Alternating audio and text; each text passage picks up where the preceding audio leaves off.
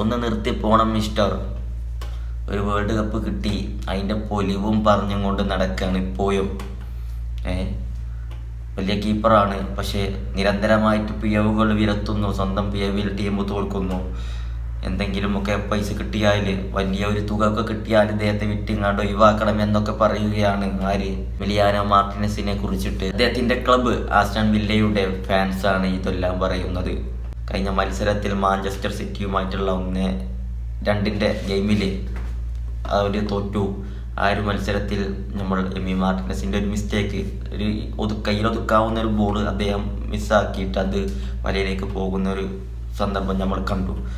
പലപ്പോഴും മുന്നേയും ചെറിയ ചെറിയ മിസ്റ്റേക്കുകൾ വരുത്തിയിട്ടുണ്ട്. പക്ഷേ ബിഗ് സേവുകളും തൻ്റെ ടീമിൻ്റെ റിസൾട്ട് മൊത്തം മറിച്ചുന്ന സേവുകൾ കണ്ടിന്യൂസ് ആയിട്ട് അദ്ദേഹം ചെയ്യുന്നുണ്ട്. അത് വേറെ കാര്യം.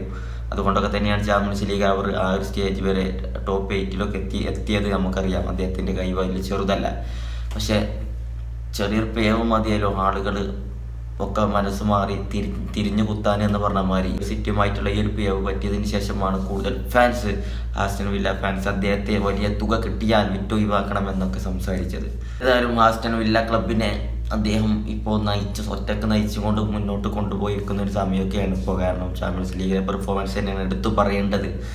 ആസ്റ്റൺ വില്ല എന്ന് പറയുമ്പോൾ നമുക്ക് ഇപ്പോൾ മനസ്സിൽ ഓടി വരുന്ന ആദ്യത്തെ പ്ലെയറിൻ്റെ പേര് എമി മാർട്ടിനസ് തന്നെയാണ്. പെട്ടെന്ന് അങ്ങനെ ഇത് തള്ളാനൊന്നും അദ്ദേഹത്തെ പറ്റില്ല. 1-2 പേവുകൾ ആർക്കാ പറ്റാത്തത്, അതൊക്കെ സംഭവിക്കും. മത്സരമാണ്, ബോൾ അങ്ങോട്ടും ഇങ്ങോട്ടും ഉരുളും എന്ന് പറഞ്ഞ പോലെ പെട്ടെന്ന് അങ്ങനെയൊന്നും അദ്ദേഹത്തെ എഴുതി തള്ളാൻ കഴിയില്ല. ഏതായാലും ഇപ്പോൾ ഫാൻസ് തന്നെ അദ്ദേഹത്തിന് എതിർത്ത് ഓരോ പ്രാവശ്യം ശ്രദ്ധിക്കാറുണ്ട്. ഫാൻസ് പേജിലൊക്കെ അദ്ദേഹത്തിനെതിരെ ഫാൻസ് തിരിഞ്ഞത് ഭയങ്കര ഒരു ആറ്റിറ്റ്യൂഡാണ്, അല്ലെങ്കിൽ ഒരു വേൾഡ് കപ്പ് കിട്ടിയതിൻ്റെ പൊലിവും പറഞ്ഞുകൊണ്ട് പോയി നടക്കുകയാണ് എന്നൊക്കെയാണ് ഫാൻസിൻ്റെ ഒക്കെ അഭിപ്രായം. ഏതായാലും മാഞ്ചസ്റ്റർ സിറ്റിക്കെതിരെയുള്ള 2-1 തോൽവിക്ക് ശേഷമാണ് കൂടുതൽ ആരാധകരുടെ രോക്ഷം ഉണർന്നത്.